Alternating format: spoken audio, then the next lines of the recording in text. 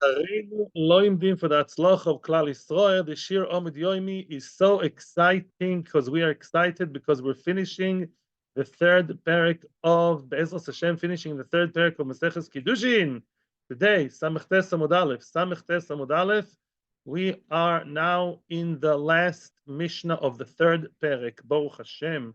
Rabbi Talfon Oimer. We're learning about different yuchsim, yichusim, about, if somebody marries somebody that is not supposed to, what happens with the children, etc., etc. Says Rabbi Talfon, let me modify something over here. Rabbi Talfon Oimer, Yicholin mamzerim litoher. A mamzer may be able to purify his own children. Yep. Yes. A mamzer may marry a person whom with he can get married and have children. You can have children with that person, with that woman, and their children will be kosher to marry kosher Jews. How is that? How did he pull that trick? Ketzad mamzer shenoso shifcha. A mamzer married a shifcha. A mamzer married a shifcha knainis, and then there's a girsa that says bno, her son, which is Havlad. Bno, her son, it's her son, Eved. He marries a shifcha knainis. Together, the mamzer and shifcha knainis, they have children. 1, 2, 3 avodim, little avodim lach, little slavish. She's shichroi. Then you can free the son. You can free the shifcha and her children. Yeah, free them. Nimtza ben choirin. Her son, is an eved meshuchar. Soon we're going to see that it's called charuri, which means her son is a freed slave. Her son, which is also his son, actually, but in this case the mother is more dominant, as we'll see in the Gemara. So her son is what? Really a ben choirin after he was freed, and then he can marry almost whoever he wants. If they have a girl, the girl cannot marry a kohen. But other than that, okay, many people can't marry kohanim. Not the end of the world. Still, they can marry many people because basically you came through left field, through the back door. His children were not fully Jewish. They were avodim because avodim follow who? The mother. Who are the two women where the children follow completely the mother and not the father? A non-Jewish woman and a shifcha woman. Well, a non-Jewish woman, last time I checked, you're not allowed to marry. But to marry the shifcha, that's going to be a question, whether it's allowed or not, but it seems to be a possibility. And when he married the shifcha, afterwards he frees her and her children, and givaldig, and then the children are like, they re-entered the Jewish nation through the back door, and now they are like regular kind of converts, meshuchorim. That's the opinion of Talfon.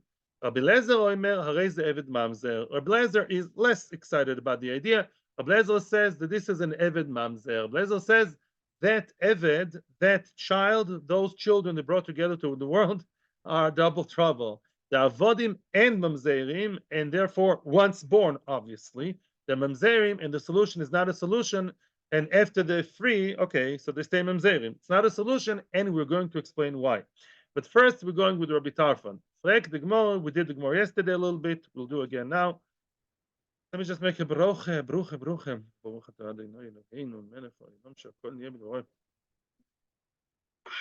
Says the Gemara. Rabbi Tarfon lechatchila ka'amar or di'eved ka'amar. When Rabbi Tarfon said that mamzer may marry a shifcha, did he mean to say that's lechatchila?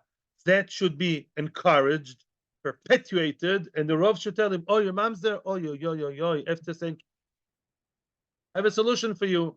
Fly to where? Mauritania, where slavery is legal nowadays. I found that out. Yeah, most African countries actually it's illegal to have a slave, although many of them do. Yeah, go to Mauritania. That's how you spell it in English. You pronounce it in English. Mauritania. It's in Morocco. It's a very big country. Yeah. So Mauritania, you go there.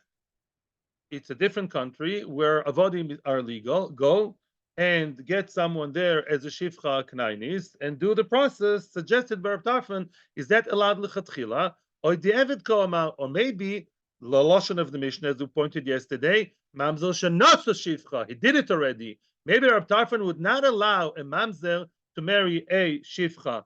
Elamai, if he did it, but the eved, it's a solution, and you free her and her children, and then the children are kosher. What's the question? What's the question? So, as we said yesterday in Rashi, Why am I not allowed to marry a shifcha or you or anybody else here? By the way, shifcha can only supplies nowadays, 2024. Now, no, make her din. I'm not encouraging it. I'm just saying be'etzim the halacha exists. What? No, forget. It's any guy. Every Knani is lavdavka Knani. Russian davchaf base Amud base. No, it could be Chinese or Norwegian. In any event, I'm asking you, why can we not marry shifcha Knainis? Because it says, according to Rashi and most Rishonim, lo hiye kodesh. A person who's a regular Jew should not be marrying should not lower himself to relations with a woman like a shifcha she's not in the parsha of Kiddushin. Yeah, that's like a behema. Yeah, the relations are always loose and promiscuous. Even if you love her and you're serious about her and you are steady with her, doesn't matter. It's a znus, but with a shifcha. Therefore, what? Therefore, you and I cannot do it. What about mamzer? Oh, a mamzer may be different. Why? Why is it different? You know, the Ritva says, and I actually opened even Shulchan Aruch, believe it or not. The Ritva says a mamzer is kodesh ve'oimed. A mamzer, because he came from such horrible in relations, he to begin with is in a lower level. By him, it doesn't apply. For him, it doesn't apply not to marry a Kadesha because he's like a Kodesh himself. I mean, it's not his fault, but the Meister, he starts off being like a znus kind of person. Now, so maybe that's allowed, or maybe not. That's a question. Do we allow the mamzer to marry the shifcha because he's lohi kodesh doesn't apply to him? Or maybe just b'di'eved, meaning what? If you already married her, we say, okay, b'di'eved will go along with you and you free the children will be kosher. That's a question. The kid to the question is a mamzer allowed to marry shifcha, yes or no? Toshma, come and listen to the Braise. Amor Rabbi Tarfon, they told Rabbi Tarfon, other Chachomim claimed against Rabbi Tarfon, Ya'ata es haZechorim, v'lot Ya'ata es haNekevos. You only purified the men, you did not purify the women, meaning your solution is only good for male mamzerim, but it's not good for male mamzertis. It's not good for mamzerot. It's not good for what? I'm allergic to mamzerim. Could be, yeah. So now again, you're recorded. Yeah. So the kids, the question is, the tiny against Rav Tarfon, you only helped the boys, you didn't help the girls, the mamzeros. The question is, why is that? Why is that? So now the Gemara, Rashi explains here. Yeah. So the question is as follows. What should be, now there's a Rashi here that we have to insert before we continue. Rashi says as follows. If you say that it's osur for mamzer, yeah, to marry a shifcha, right? Then what would the mamzer actually do practically? Go to a place where nobody knows him and tell everybody that he's an Eved Knaini. Unfortunately, he'll have to hide his identity. Forge identity, and say he's an Eved Knaini, and then he should marry Shifcha Knainis, and then reveal his true colors and the whole thing. And that will be B'di'eved. He'll only reveal himself after it's all said and done. Now, says Rashi, this is something only men would do. Women naturally wouldn't do such a thing. Women wouldn't actually go and start, they would, in the Holocaust people did that, but normally women are less into, and it says people would discover, people wouldn't be happy with that. It's less accepted. Oh, having said that, Mimela, now the Gemara continues and says, if you say that it's not a cloak and dagger business, it's not behind the bush. If you say that it's allowed lechatchila, koma mamzeres nami, tinsib lavda, yeah, let a mamzeres marry an eved. If you say they're allowed to overtly marry, they're allowed to be married lechatchila, yeah, they're allowed to really have a chasana, nice one, good one lechatchila. What's the difference between boys and girls? Same thing. Yeah. Why is it only a solution for mamzer? It's also for mamzeres. Elamai must be it's b'di'eved, and you have to play this game of b'di'eved, of hiding and eloping and this, and that only men do and not women. Yeah, that's a question. Therefore, must be what? Must be that the whole solution is really just b'di'eved. Answers the Gemara, no. A huge 4 words that change the face of the sugya. Eved ein lo chayis. Says the Gemara, you're wrong. The reason why there is no solution for women mamzeris, you know why? Simply because how did you let's stop, pause for a second and go backwards. How did you exactly think that a mamzeris and an eved, how did you think the children will be okay? You'll think that somebody will free the eved. Maybe she'll own the eved. It is conceptually shaykh. It's not sneers. It's shaykh for women to own men avodim, conceptually. So you think she'll free him, and then what's going to be? The children will be free, and they'll be avodim like him. No. The children of an Eved Knaini are not, although biologically they are his children, but because an Eved Knaini is very low status and it's considered to be like a behema in a way, mitzad his relations to the environment, to the family, his children are not considered as children. Rashi says very strongly, is like a behema, am adom elechamol, she'en avlad koruch achrei ha'av. If you know by nature, yeah, the little baby animals, they're after the mother all the time. They're less connected to the father. Right? With the lions, there have big conflicts between the father and the son. Yeah, but many animals, yeah, they don't follow the father. So too, when it comes to the Eved Knaini, it wouldn't be a solution because the child will be a mamzer like her, and the child will not be after the father was an Eved. By a shifcha, it's good that the son follows the mother shifcha. Shifcha v'yilodea yula adonea. Free the shifcha, free the son. It's a kosher Jew. But for a nice Jewish girl who happens to be a mamzeris to marry the Eved Knaini won't be a solution because they will not be avodim.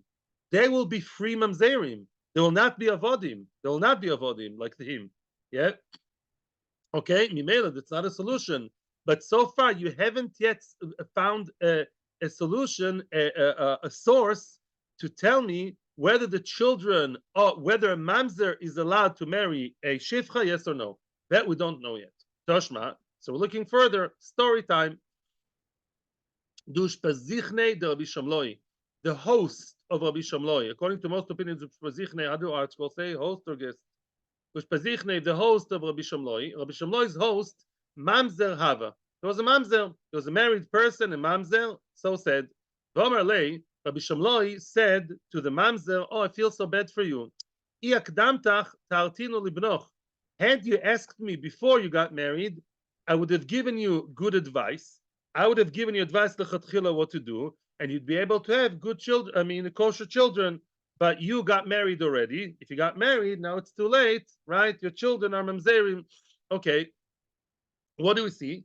Rabbi Shamloi said, I conceptually can give you advice of how to purify your children, you mamzer. Doesn't sound nice, I know. If you say the Rabbi Tarfon's solution is lechatchila, is something which halacha encourages, and it's a good thing to do, to marry the shifcha, the mamzer, then very good. Rabbi Shamloi makes sense. Rabbi Shamloi says, listen, there is a halachic advice, look in Shulchan Aruch. Ela yomat di eved, but if you say that a mamzer is not allowed to marry a shifcha, and it's only but the eved situation that the rabbi is asked the question a posteriori, after it happened, and then he says, okay, free the children, but the Eved, mind demands of Le'etza. So what kind of Eitzah could he give him, right? Mashma, if Rabbi Shamloi says, yes, I can give you advice, or I could have, if you don't have jumped the gun, then sounds like you can give advice, L'chatchila, that an Eved is allowed to marry a mamzer is allowed to marry a shifcha. Answers the Gemara, no. The man siv Le'etza, v'omar le'zil gnoiv. He could have given him an advice, go steal. Oh, he could have told him a whole different kind of eitzah. Before we continue into theft, stop for a second. Who else is allowed to marry shifcha knainis besides maybe mamzer? Who was allowed to marry shifcha knainis? Was a nice Jewish boy. Eved Ivri, 10 points to parents. Eved Ivri can marry a shifcha knainis. So become an Eved Ivri. Easy peasy. Yeah, let the mamzer become an Eved Ivri, one way or the other, to be discussed how. Become an Eved Ivri, marry a shifcha knainis, right? I mean, you have to convince the Odin to free her, right? Your children will be what? Will be avodim knainim, like her, and eventually they'll be freed, hopefully. That's not so simple, but at least there's a chance, right? The Shenkin, if you marry a regular woman, for sure the mamzer with the second they're born. The Shenkin, once they're Eved Knaini, yeah, because they're the children of your legal wife of a Knainis, not wife, of Yomi Yuchedis, Shifcha Knainis. That's a good solution. So maybe it has nothing to do with a mamzer with a shifcha knainis, marrying shifcha knainis. It's a mamzer being sold to Eved Ivri.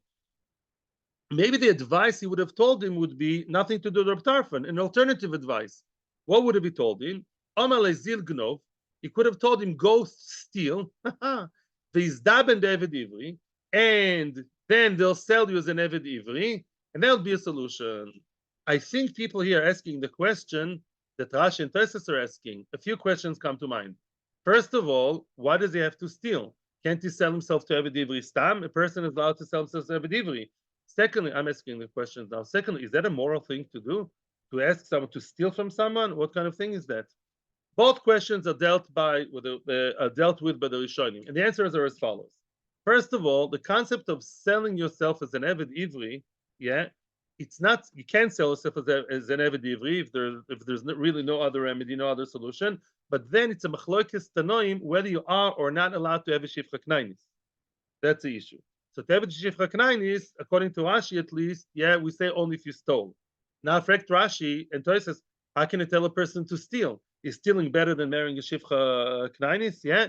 So says Rashi, enechanami, that would have been the Gemara's question. It could have been a good question, but the Gemara has a better question later.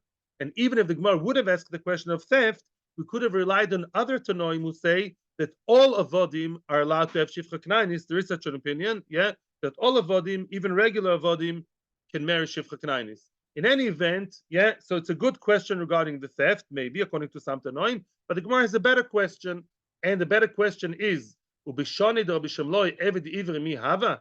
Do you think that in the years of Rabbi Shamloi, Eved Ivri actually existed? Rabbi Shamloi, yeah, in his times, there was past Churban Beis HaMikdash.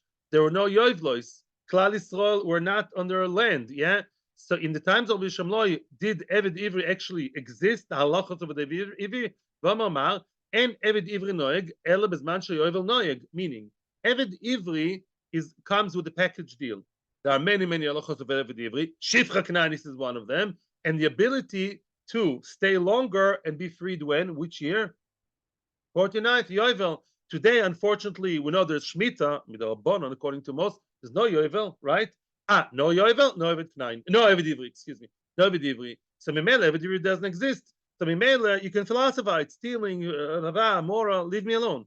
The whole solution is just not suitable. It's like I'll tell you, why didn't I tell you yesterday to go to Beis HaMikdash? Because sadly, we don't have Beis HaMikdash. So why didn't you tell me to be an Eved Ivri? Because no Eved Ivri. So what was the one and only solution that could have been a good solution? Lechatchila. Now we are with the back against the wall. If Rabbi Shamloi is suggesting so offhandedly, I have a solution for you. Clearly, the solution is not to become an Eved Ivri, because I'm so sorry, Eved Ivri doesn't exist, right? Like there's no korban today, there's no Eved Ivri. So too, therefore, must be what's the only other option? Rabbi Tarfon is offering a lechatchila solution, clearly relying on who's the solution, Rabbi Tarfon. So what do you see from here? That according to Rabbi Tarfon, a person is allowed to, not any person, a mamzer is allowed to sell himself, I'm getting confused. A mamzer is allowed to marry a shifcha knainis. A mamzer is allowed to marry shifcha knainis, which does exist conceptually today. Omar Rav Yehuda, Amar Shmuel, halacha Rabbi Tarfon. Rav Yehuda quotes Shmuel saying halacha Rabbi Tarfon, and my friends, this is the halacha, and I saw it this morning, this fresh, crispy morning, I saw it in the Shulchan Aruch. Yes, Simon Daled. He says a mamzer nowadays, unfortunately, they do exist. So if you have a mamzer, I'm sorry, and you can tell him lechatchila to go buy shifcha knainis. I have two ha'oras, a little bit more be'iyun. First of all, the prohibition to marry a shifcha, according to the Rambam, is derabanan. Wow. Yeah, he probably interprets lo yakodesh in a different way. He says it's an issa derabanan to marry a shifcha, and therefore he says Rabbanon, who said nobody is allowed to marry a shifcha, they say a mamzer may marry a shifcha. Hem homru vehem homru. Another very interesting nekuda is the Ritva here. The Ritva, I always look at the Ritva. The Ritva says that Eved Ivri does apply nowadays in certain shapes and forms, which means, when we say there's no Eved Ivri nowadays, we spoke about shifcha knainis. We spoke about Yovel. So the details of Eved Ivri, all these very specific halachic details, Maybe also anektanik. Eved Ivri is anektanik. You have to give him a lot of gifts when he leaves. There's all paraphernalia of details there. But conceptually, he says a Jew may buy another Jew as an Eved and the body belongs to him, not as much as Eved Knaini. And you have to respect him and love him and give him, I know all that, but conceptually, now, not only that, I want to remind you of the Gemara in Bav Metzia. I know those that do Amud, Daf Yomi, they're doing now Bav Metzia. In Daf Yomi, or in Bav Metzia in Gimel Amud Beis, we saw that Rove's brother, Abba and Rove, you know them? Rove's brother, his name was Rabbi Seoram. He would on purpose subjugate and be tough and enslave people as a punishment. He was I guess maybe like a die in the Rov. And when people, they were Rishoim, it was a form of punishment. I mean, he obviously looked into it as a kosher authority. And when people misbehaved, instead of sending them to jail, he would like take them as an Eved Ivri and or give other people and be mishtabed in them. And that was something you're supposed to do. It's a form of punishment. Yep. So therefore, the Eved Ivri conceptually exists, except for next time you're on your desk at work. Yeah, Eved Ivri. Okay. Yeah, Eved Knaini for sure exists. I mean, again, I don't know if Lamaisa, but Eved Knaini does not depend on Yovel. So Eved Knaini exists. And there was once, excuse me for interrupting you, a friend of mine in Yeshiva told me that he saw tshuva about a Jew who asked a Jew, I think I told you once, he had a plantation and he had a vodim, and he asked if he has to treat them as a vodim knainim. And therefore the question was if he has to do them bris milah. And they heard that he's going to do bris milah, so they thought, and they ran away. And he says that it's in a tshuva. It's one of the tshuvas written, one of the first tshuvas written for America, from the southern states, somewhere, picking cotton, Yeah.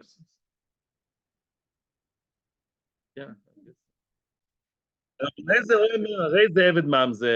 Lezer is not excited about the solution. Rabbi Lezer says, no, if the mamzer marries a shifcha knainis, the children will stay mamzerim and avodim. Great. Thank you. Amar Blozo, my time with Rabbi Lezer. What's Rabbi Lezer's reason? So we learn it from the pasuk. There's an extra word, the Omar Kro Loi. When it talks about the Isser of mamzerus, it says the word loy is an extra word. I'm looking for the sidebar. Here. It says, about a mamzer that for 10 generations a mamzer may not come. And it says, loy yovel loy bikal Hashem. He should not come to him, to the congregation of Hashem. The word loy is very extra. The Torah could have written, he should not join the Jewish congregation, the congregation of Hashem. What's loy? Of course, loy. What does it mean? Answers the Gemara. You know it's a drosha. Omar kol loy holach achar psuloi. Rabbi Lezer is learning as follows. Rabbi Lezer says, I don't care who you marry, Mr. Mamzer or Miss Mamzeris. Whoever you marry, Knaini, UFO, whoever you marry, unless it's a goy, she's a goy. Lamaisa, they're always Mamzerim. Loy means singular. Whichever single person, either father or mother, whichever parent is a mamzer, the kid's a mamzer straight away. Even if it's through a shifcha. Wow. That's a word. That's the idea. It's always possible in either direction. No solution. Either Rabbanon. Now the question about Rabbanon. Rabbanon who seem to have supported Rabbi Tarfon, we assume, how would they learn the extra word loy? What's the word loy coming to tell me? Ahu, that is coming to tell me B'Yisrael shenoso mamzeres. What does it mean? We all know that mamzer, the Isser mamzer, works for both genders. But hey, there was a half a minute to say not like that. I would have thought that a mamzer who marries a regular girl, the kids are mamzerim. But maybe Yisrael, nice good guy, nice regular guy, who married the mamzeres, maybe the children are kosher. How would have I thought that? I'll tell you why. Listen to this. Look in the Gemara, not on me. I would have thought, excuse me, my friends. Did you forget the pasuk? Tell me, my friends. A Kohen and a regular woman Israelis, the child is a Kohen. A Levi and Kohenes Israelis, the child is Levi. So when two Jewish people get married normally, and the marriage applies and catches and is good, then what do we say? We follow the father. I would have said the same thing about a regular guy with a mamzeres. Maybe a regular person with a mamzeres, you follow the father. The father is kosher. The kids are kosher. Osoloi apke. That's why, according to Chachamim, we need the word loy to exclude, meaning to reject that idea and tell me loy means either gender, either the father or the mother are mamzerim, the kids are mamzerim. But it does not talk about the case of the shifcha. That, according to Chachamim, is not mentioned in the pasuk, which allowed Rabbi Tarfon to suggest his solution. But Rabbi Lezer says no. The word loy is telling me something much more aggressive. According to Rabbi Lezer, loy, always. It is always mamzeres, even with the shifcha. You always have the children mamzerim. I have Rabbi Lezer. Now the question, obviously, now the ball is in the court of Rabbi Lezer. How does he deal with the question of mishpachosim lebeis avoisam? How would I know, that if the father is good and the mother is mamzeres, how do you know the kids are mamzerim? Says no. Lav afal gab the kosav mishpachosim lebeis avoisam also loy apke. You know what he says? I'm not fighting with you. I agree with you. Although it says mishpachosim lebeis avoisam, right? Still, which means what? Normally we follow the father. The word loy is rejecting and telling me when it comes to mamzeres, we follow the mother. You know what? I agree with you. And I extend that further. Ochonami here too, in the case of the shifcha, which is what I'm talking about, Rabbi Lezer. Even though it says which is the normal rule, meaning what? When a shifcha has children from I don't care who, they always go with her. Here comes the Torah and says loy, to exclude from that cloud, to reject the cloud, and say no. In the case of mamzer, they're not her children, they're his children as much as hers, and they're mamzerim. And it's the same concept. In other words, but mamzer, I agree with the word loy. I just extend it more. Any shape and form of mamzeris, I don't care whichever direction it comes from, kids are mamzer. That's all belezer. Now the Rabbanon, how would they explain that? According to Rabbanon, the Chor sounds very good. We have a rule of shifcha v'ladati la'adonea. The children follow the shifcha, very nice. And yet the word loy is telling me that really you follow the father who is a mamzer. Why don't you say that? Why don't Rabbanon agree with that? It's from the same drasha of loy. Answers the Gemara very strongly. Kol vlad b'mei shifcha knainis, kivlad b'mei behema dami. Wow. A vlad, an unborn baby in the womb of a shifcha knainis, is like a vlad b'mei behema. Is a vlad in the womb of a behema. Why? Says Rashi, ein misyaches acher oviv klal. It's not even a havamina. Yeah. In other words, Chachamim say it's so clear that there's no connection between the father and the son. When the mother is the shifcha kananis, it's like a surrogate mother. There is connection. It's like kilo in a machine. It's like a test tube baby. It's nothing kilo to do, with the relations, because it's znut. And therefore we say it's like mei behema, and therefore it's not even a havamina. It's clear to us, say Chachamim, that they belong only to the shifcha kananis, not to the father. It's only biological, but spiritually no connection, and therefore it's kosher. It's good for us. Why?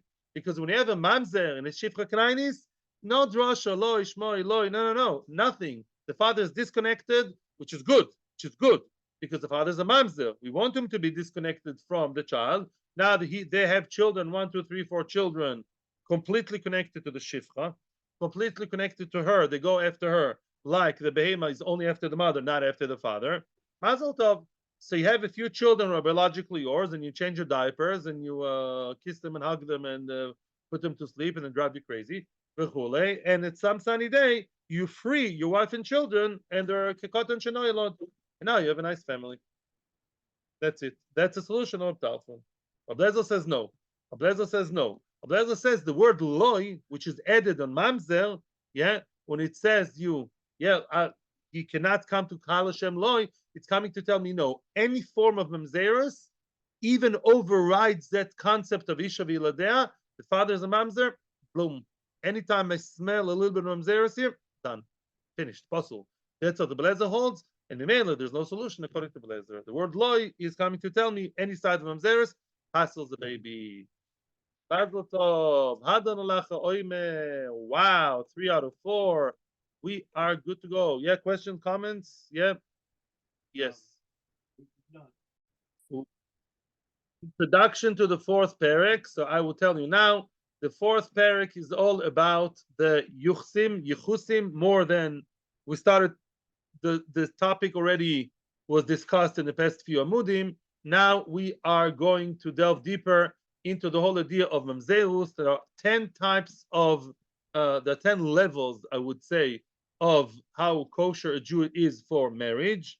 Yeah, starting from the highest to the lowest, and they somehow, as we're going to see, they all came from Ezra, with Ezra from Bovel. Nice. Says the Mishnah. You got my chart yesterday, Baina? Yeah, good. Asar yochsim olam Bovel. There are 10 types of families that went up from Bovel. It doesn't say actually with Ezra, because some people say, and by the way, there was another Aliyah before Ezra. There was an Aliyah before Ezra, and those people, some of them, they proceeded, yeah, they jumped ahead, they jumped the gun before Ezra. They went to Eretz Yisrael, and some came with Ezra. Now, there are 10 types of people who went up, made Aliyah from Bovel to Eretz Yisrael. Kahani, Kohanim, Levim. By the way, you may ask a question that the Pasuk says, and we know Levim did not come with Ezra, right? That will be discussed, or can tell you now actually. The Levim, it says that Ezra said, I went to that gathering. He gathered everyone together before they made the Aliyah, Nefesh Benefesh, you all meet in the airport or wherever then they go. Yeah, Lahavdil. So Ezra met them all, and he says, I didn't find Levim. Levim didn't come. The Levim didn't come, and that's why they got a knas. The Gemara says they got a knas, they didn't get the Ma'aser Rishon. Yeah, so you see Levim did come. So there are a few answers. Rashi and Tosfos answer in Amud Beis that the only Levim that came were the ones who could actually play in Beis Hamikdash because they cut their thumbs. You know, when they were captured and exiled out of Yerushalayim, they cut their thumbs and said to them, because they wanted them to sing. That's what we say al narus Bavel, right? We prefer to cut our thumbs and not play the violin or the harp because we don't want to play the song of Hashem to you Nazis, Babylonians. So those Levim who were handicapped and were unable to play music, they came with Ezra. Yeah, so it says Levim, but the good Levim, the more choshev Levim, so to speak, they stayed in Chutz La'aretz because it was comfortable. Yeah, they wanted to stay there next to Macy, next to whatever, the comforts of Bavel. Yeah, that's where they prefer to stay. And therefore, what? Very nice. So now all these people, the Levim, the dregs of society, they came with Bavel. That's what it says. But the choshev ones stayed in Chutz La'aretz, by the Levim. The Ritva says, one second, please. Now, I'm not saying dregs of society. No. Those who cut the thumbs may be very noble people, but chutz from that, it says that the people who came with Ezra, some of them were dregs. The Pasuk says it, not me.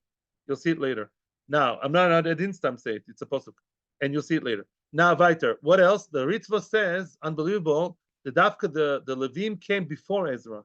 It doesn't say everyone came with Ezra. Olami Bavel. The Levim came from Bavel actually before Ezra, and when Ezra came, the Beis Hamikdash was already there, and some Levim, maybe very few, came with him, but most of the Levim came before Ezra, right? Okay. So why did he give the knas? Because I guess still some stayed behind when he wanted to gather them. But some Levim came to Eretz Yisrael. Maybe a minority, but some Levim were there. Israeli, that's regular guy. Not Kohen, not Levi, but not a mamzer. Now, these are the regular people. There's no problem with them. And Kohanim, we know, are limited regarding who they can marry. Yeah, a Kohen in this week's parsha we see can't marry whoever he wants. Halali. What are halali, my friends? People of divorced women and Kohanim. Yeah, a Kohen divorcee, the children of halalim, or Kohen and halala, Kohen and zoyna, v'chulei. Geri or gerim. Can a gioris marry anybody? Who can a gioris marry? And who can't she marry? A gioris may not marry a Kohen because a gioris, even if Megayer, the later, especially if Megayer later stage or even before, she was a cheskas zoyna. You know, goyim are not so tzanua. So a gioris is generally defined as a zoyna. She can't marry a Kohen. However, gioris may marry a mamzer. So she has more options. The charuri are the good friends of gerim. What's charuri? As we said, are freed slaves. By the way, you have footnotes if you noticed. Yeah, charurim are slaves that were freed. Eved knaini, of course, it was freed. Mamzeri, well, we know the mamzer is. We've discussed that long enough. Netini are very interesting kind of people. Netinim are the givoinim. The givoinim are they called Gibeonites? The Gibeonites, they came in the times of Yeshua and they lied to everybody saying that they came from far away and they were in Megayer, even though they were locals. And then in the times of David and Shaul killed almost all of them. The entire, not all of them. He killed the Kohanim that gave them. He killed the Givoinim who supplied food to the Kohanim who supported David. Yeah, He killed Noiv. Yeah, he killed Noiv Ira Kohanim. No, excuse me. He killed the Kohanim. He killed Noiv the Kohanim, and that stopped the parnosa of the Givonim. Excuse me, I messed it up. I'm sorry. Shaul HaMelech, by killing all the Kohanim of that city, indirectly stopped the parnosa of the Givonim. The Givonim were very angry, and then David approached them later to try and compensate, and kind of make up, like compensation and compromise, and to compensate. What can I do for you? So they're very cruel, and they wanted a very gruesome death for 7 people from Shaul's family. So David said, I see that they're really not Jewish. That's a famous line there in Ksubas, in Yomi Saintes, that Bnei Israel have 3 characteristics. Beishonim, Rachmonim, Goyim Lechasodim, that's there. That's there. David said, I see these people, I understand, sympathize with them, but it's not a Jewish thing to want revenge in such a cruel way. So therefore, David is the one who actually made the Gzera to give them, I'm being careful with my words, a status which is more or less like mamzerim. And the Sinim should not marry regular people. They can marry Gerim, mamzerim, b'chul, and not regular Uri. Yeah, that's the Nesinim in short. Shtuki, v'asufi. Shtuki, what's lishtok? Sheket, shtok. Shtuki means what? Keep quiet. It's a child calls someone daddy, daddy, and his mother tells him, shh, be quiet. In other words, he doesn't know who the father is. Yeah, it's some kind of mystery. Father's Day is a very confused day by him. Yeah, like in certain neighborhoods. Yeah, when he doesn't know who the father is, that's a shtuki. And all that will be discussed at length, so no questions for now. V'asufi, a sufi is a person that was ne'esaf, that was collected, that was gathered, that was taken from the street. They found him near a garbage can. They found him in a train station, and he's Jewish. Let's assume we know he's Jewish. There are many, many, many questions about such people. And let's say that we know that he's Jewish, which is also a question. Most people are Jewish. They found him in Bnei Brak or in Tel Aviv. Most people are Jewish. And we don't know who the father is. We don't know who the mother is. So these people are at least Sofik, Mamzerim. The Shtukin, the Asufi, we don't know where they come from. Let's say we know they're Jewish, but we don't know the father, or we don't know any of the parents. And therefore, there are Sofik Mamzerus. Who knows why is this child there lying in the street looking, yeah. So now these are the 10 types of people, 10 types of families, and all of them came from Bavel with Ezra. Now, what is the relationship, the halachic relationship between the different groups? Kahani, Levi, Israeli, Mutor, and Lovazeh Bezeh. Kohen, Levi, Israel are allowed to marry each other, regular Jews. And the Chiddush is that a Kohen who cannot go too low is allowed to marry a regular Levi girl and a regular Israelis girl, and vice versa. You marry the Kohenes, you tell me. Now, the second group, Levi, Israeli, Chaloli, Geri, Vecharuri. Levi, Israeli, regular Jews, Levi, okay. Chalolim are people who cannot marry Kohanim. Therefore, Kohanim are missing from that group because Chalolim cannot marry them. Geri, Vecharuri. Geri, Vecharuri are really 2 types of Gerim because Charuri is like Evet Knani Meshucha, which means the second group are regular Israelim without Kohanim, son Kohanim, because Kohanim cannot marry anybody.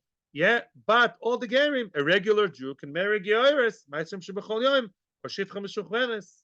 Now comes the third group. Geri v'Charuri, mamzerim v'Nesini v'Shtuki v'Asufi.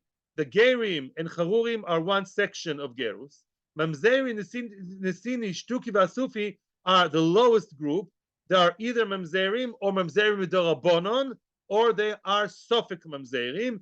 Kulan mutom lovazeh bazeh. They're all allowed to marry each other because why can a ger marry a mamzer? You know why? Because it says lo yovo mamzer bikal Hashem, in the congregation of Hashem. And gerim are kal gerim. They have their own group, kal gerim.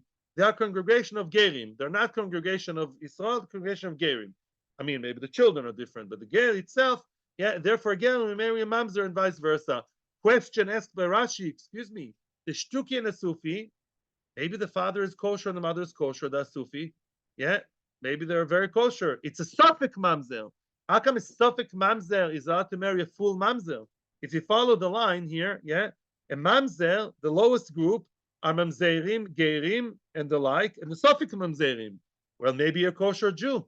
If you're a kosher Jew, how you make a mamzer? Says Rashi, thank you very much. That's the Chiddush. We're going to see later in the Gemara, it says, Bikal Vadai and not Bikal Sofik.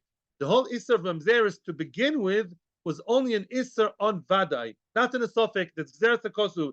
Usually, what's Aloha, my friends? Sofik Doraisa Le? Chumrah, as we all know, right? Safek Doraisa, yes or no? Is this Chazer or not Chazer? Let's have a bite. No. Safek Doraisa Lechumrah. Here the Torah made an exception that although it's a Safek Doraisa, here it's Lekula. And a Safek Mamzer may marry a full Mamzeres or vice versa. Okay? Everything will be discussed, yeah? Now, the alien Shtuki, as I already told you, the Mishnah will now elaborate what is a Shtuki exactly. He knows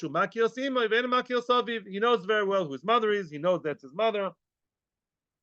Gave birth in wherever, in Wolfson, and what? He doesn't know what the father is. A Sufi. What's an Sufi? Called Shne'esaf min hashuk. What's Le'esof? He was collected. He was taken from the marketplace. He doesn't know his father is, his mother is. Some very kind people took him in under their wings. But what? We don't see that. We don't know who his parents are. Maybe he's a mamzer. Okay? So he can marry mamzerim. And he can also marry a Gioris. He can marry a Gioris, so he has good chances.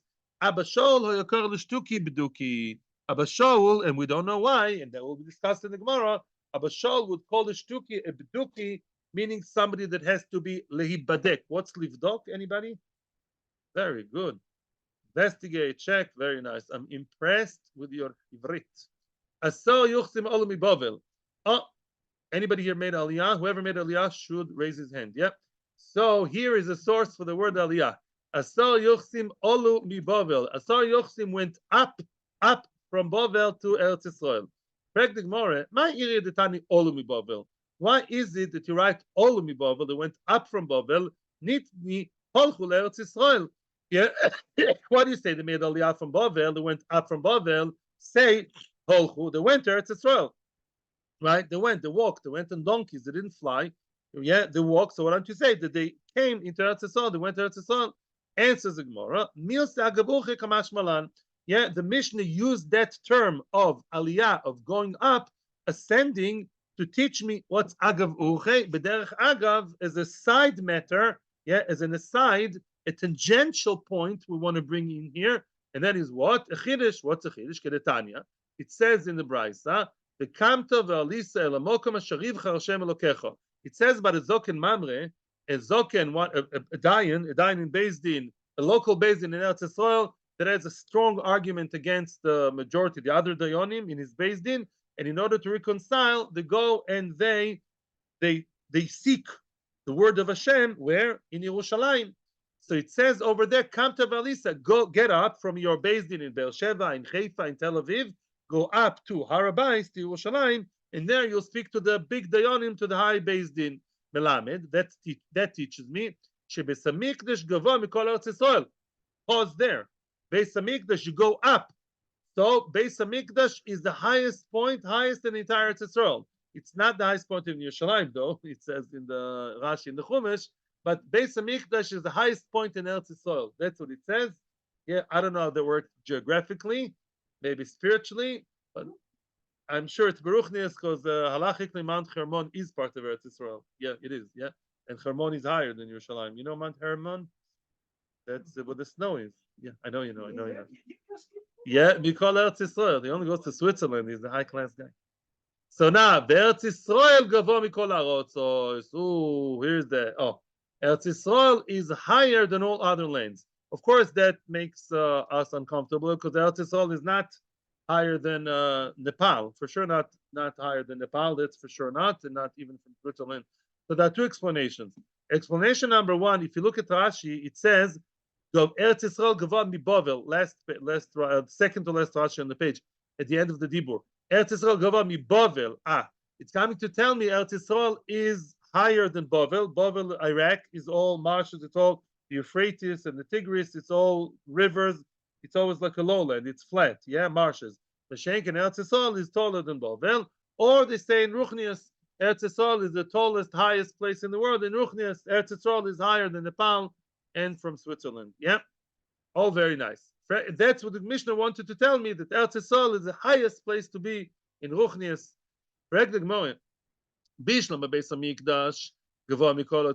So we mentioned two what? Two places that are higher than other places.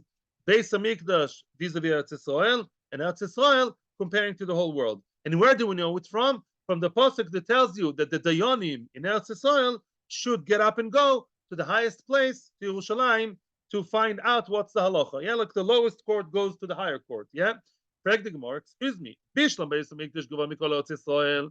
Beis Hamikdash to be considered higher than the rest of Eretz Yisrael. Hainu dechtiv, that is written in the pasuk. Divrei rivas bish orecha. You have an issue, a conflict in Beis Din. What's bish orecha in your gates, in your cities in Eretz Yisrael? The Kamtov Elisa. So to compare Yerushalayim to the rest of Eretz Yisrael, to Afula, Metula, and Dimona, and say what? That the Yerushalayim is higher. That's written in the pasuk. Wherever Beis Din are in Eretz Yisrael, they go bish orecha, your shorim, your cities, go to Yerushalayim. That's the highest place in Ruchnias Kedusha. Ela Eretz Yisrael gavo mikol rotzes minolan. But that comparison to tell me that Eretz Yisrael is higher than all other lands, how do you know that? That's not even hinted in that pasuk. The pasuk is internal geography of Eretz Yisrael. From Eretz Yisrael, when Eretz Yisrael, go to Yerushalayim. But it doesn't talk about a dine in Switzerland or in China. So how do you know that? Answers the Gemara, there's another source. And Chinami, there's another source, Dichtiv. It says in Jeremiah, it says in Yirmiyahu, Lachen hine yomim boim neum Hashem. Yeah, days are coming, says, behold, days are coming, the word of God. Lo ya'omer od chai Hashem asher elos bnei Yisrael me'eretz Mitzrayim. People will not say anymore, yeah, live is Hashem, or whatever, or the Shvua, we swear in the name of Hashem, which brought Bnei Yisrael up from Eretz Mitzrayim, because when Mashiach comes, you know what's going to happen? Ki imchei Hashem asher elav asher hevis Bnei Yisrael me'eretz Tzofon, hello.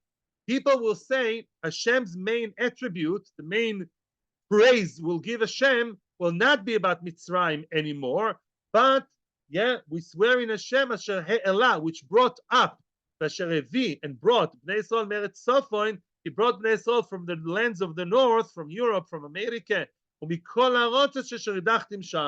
from all other lands when they're forsaken over there. Which means the pasuk is telling you that la'osid lovoi, Bavel and other countries. Here it doesn't work, the first answer. Here it says Bavel and other countries where Jews live. Maybe not the whole world. That's not interesting. Maybe Jews don't live in Nepal, but they do live in Switzerland. So I don't know. Yeah, whichever other country Jews live in, Eretz Yisrael is the highest, best place for a Jew to live. And Hashem says, I'll bring you up from there. I bring you up. Hela, Asher Helam. That shows that Eretz Yisrael is higher than all other places. Say there? So we have two sources. Now, frag the Gemara, okay, still another question on the same subject. Ma iria detani olu mi Bavel, nitni olu le Eretz Yisrael, which means, why is it relevant that they came from Bavel? In other words, yeah, when you want to tell me, well, what's the Mishnah telling me? The Mishnah wants to organize things and put things in order for us. And tells us, you know, Mr. Choshev Lamdan, you go to Amud Yomi, you should know that if you live in Eretz Yisrael, Ezra, the one who made the first Aliyah, or the second Aliyah actually, after Yoshua, Ezra organized for us very nice in Eretz Yisrael. As we're going to see, he organized it very nicely. We know who is who. There are 10 types of people in Eretz Yisrael. Why is it relevant that they came from Bavel, right? And by the way, people also came from other countries. Then I think they met in Bavel, and then they came. Why do you tell me they came from Bavel? Just say they came to Eretz Yisrael. Speak about the present. Now, in Eretz Yisrael, there are 10 types of people. Why is it relevant that they came from Bavel? That's a question. Yes, there's a Q, sir.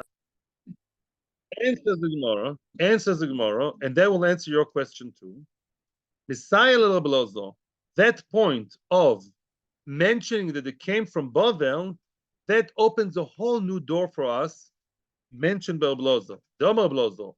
La'olo Ezra mi Bavel ad sha'asok isolis nekia ve'olo. Which means Ezra had 2 points, 2 reasons to bring people to Eretz Yisrael. Of course, you would say, why? To come to Eretz Yisrael. Many people who make Aliyah would tell you there are 2 reasons. We're not happy with the Ruchnias or with whatever was going on in our country or in our community. Once we moved, instead of moving from, West Coast, East Coast, we already made Aliyah, right? There were issues, strong issues in Bavel that made Ezra make the Jews leave Bavel. And first of all, I'll translate, and then we'll see Rashi. Asok isolis nekia.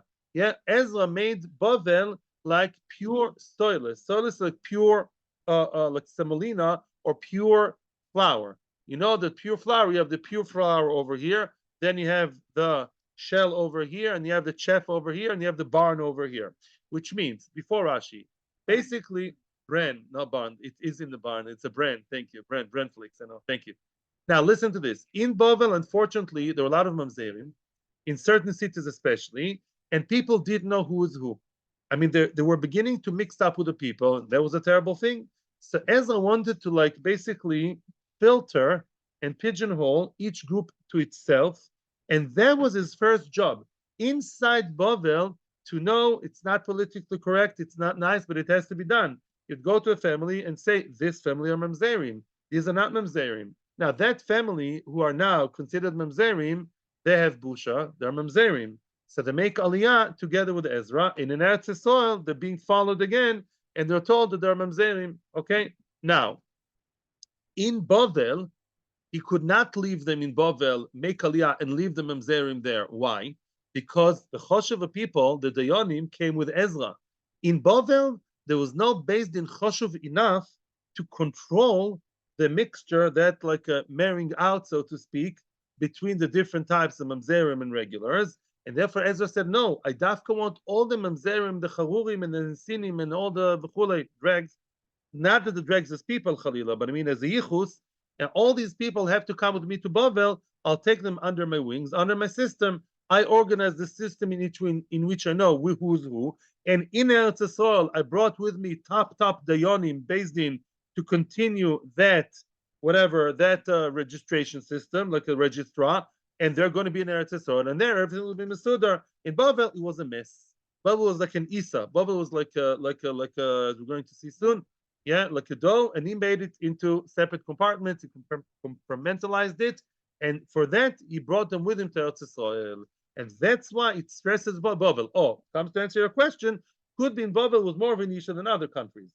There were Jews in other places, but maybe Bavel, from some reason, was worse in that point. Let's see Rashi. Yeah, although we have to finish Shiur soon, we'll see as much as we can. The Seller blows. Look at the first narrow line. The Nokatana did Lishne Ezra. It's an extra word, Bavel. To tell us, Shekol Atzma Shel Ezra and Nakos is Bavel Niskaven. The main idea of what Bavel was to clean and clear and clarify Bavel. What's to know who's who in Bavel. The Fishara Oisom Shenisavu Behen. He saw that really mamzerim began to get married in Bavel with regular people.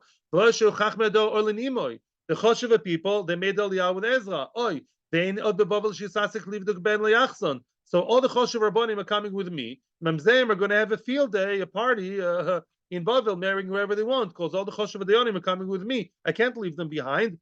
Amud bifrish psulein velichan imoy. He stood and he was mafrish. He says, your mamzerim, come with me. Your nesinim, come with me. Your shtukim, come with me. Vador, sharof hoshosom, hikiru bahem. Now the generation saw, oh, Ezra said the mamzerim, we stay away from them. He was not concerned that in Eretz Yisrael they'll again mixed up with the people. He built a second Beis Hamikdash with proper Beis Din, Lishkas Agozis.